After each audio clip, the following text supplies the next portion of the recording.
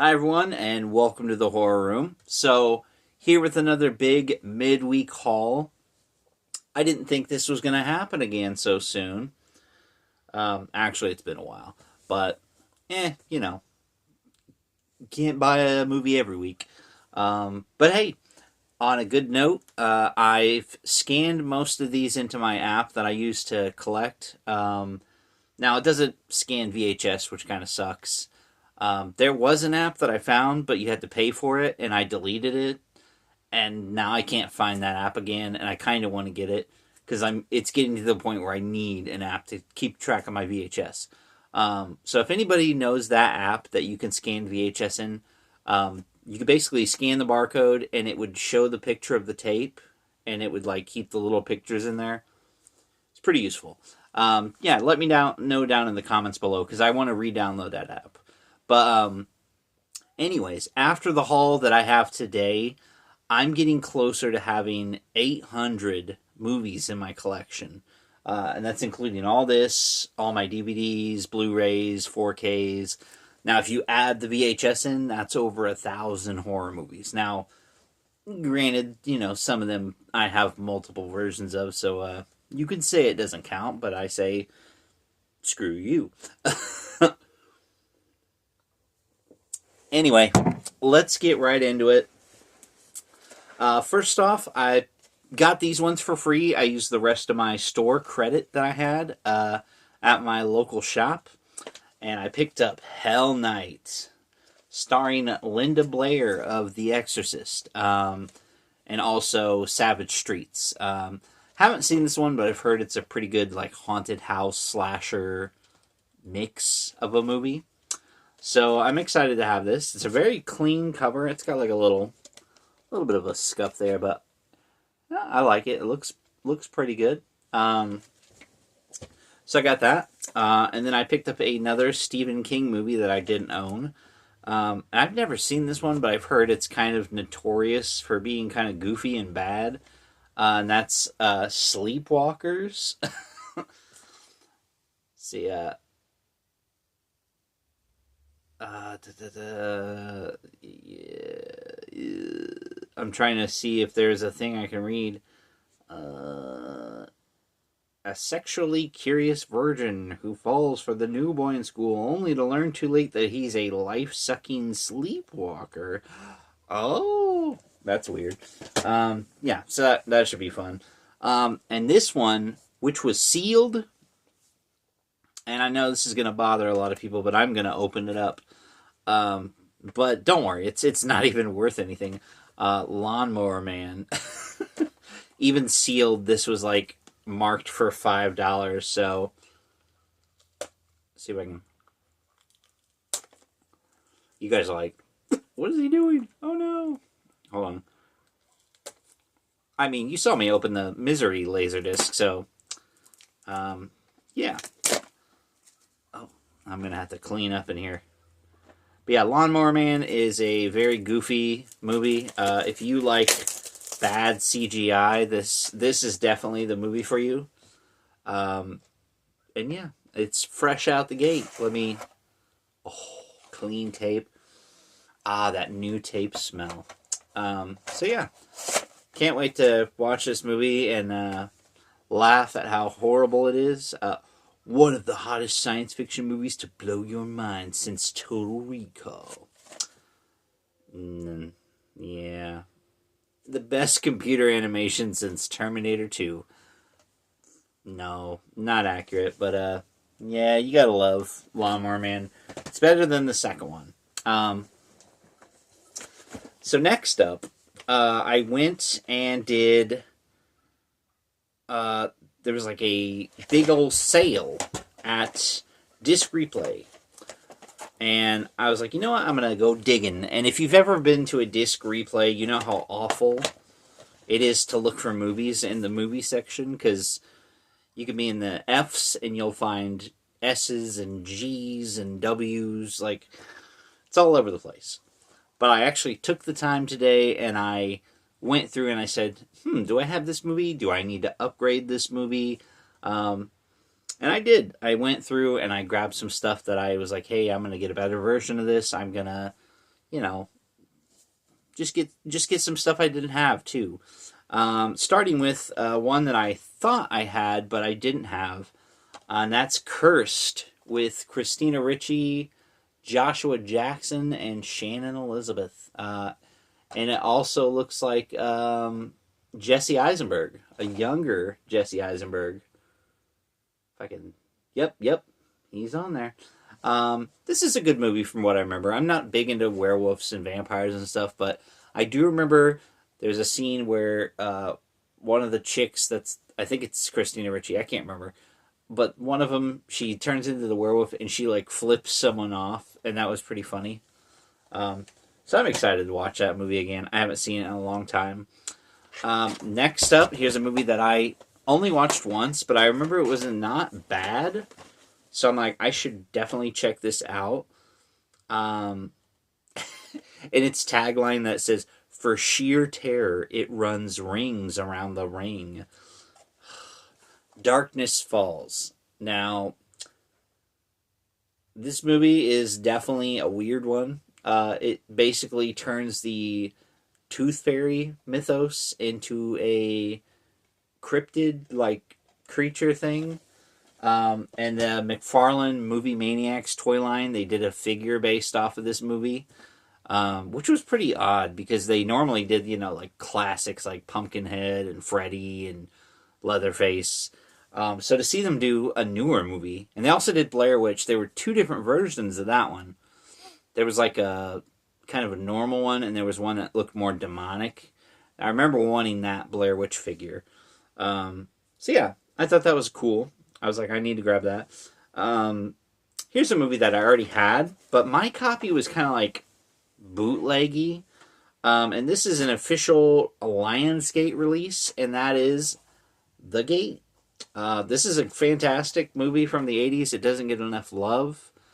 There's a sequel that I don't have, and I want to get, The Gate 2, because I've never seen it. But if you like, creature effects and like satanic panic stuff, kind of kids versus evil, this is an awesome, awesome movie, and I would really suggest more people get into it. Oh, it was open.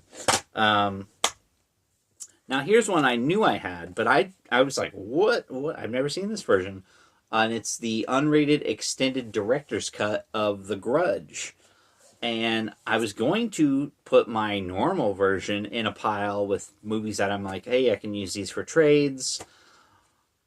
But there's different special features. And I'm like, I need to maybe go through each one of these. But this one caught my eye because it has the original Ju-on short films. 444444444. Sure, that's a great name for a short film. And In a Corner. So I'm excited to check out the original short films and see what the differences are. Next, we have a movie that I have only seen a couple times, but for some reason I didn't have it. Maybe it's because I'm just not a big fan of Luke Wilson. But Vacancy. A couple goes and they stay at a hotel, motel, somewhere. And they're being filmed, and it's basically like these people run this hotel where they murder people and they sell the footage. So that's cool concept. It's a pretty good movie. Then I found this one. It stuck out to me on the shelf. It said double feature, and I was like, what is that? And then I picked it up, and I was like, oh, I'm getting this. Because I remember seeing these on VHS back in the day. I've never seen them, but now I can watch them both. Now, I know there's a third one. I think it's Gone Wild or whatever. So maybe I'll pick that one up eventually. But the Scarecrow films. Scarecrow and Scarecrow Slayer. So yeah, I love me a good Scarecrow horror movie. Next, I grabbed the House of Wax remake. This one's kind of been rising in popularity over the years, and I don't really remember a damn thing about it except, Paris Hilton's in it, and I think she dies.